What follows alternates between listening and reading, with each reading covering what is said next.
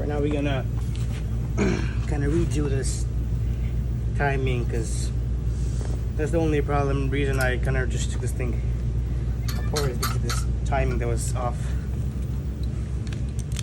These locks are actually locked really good. Wow.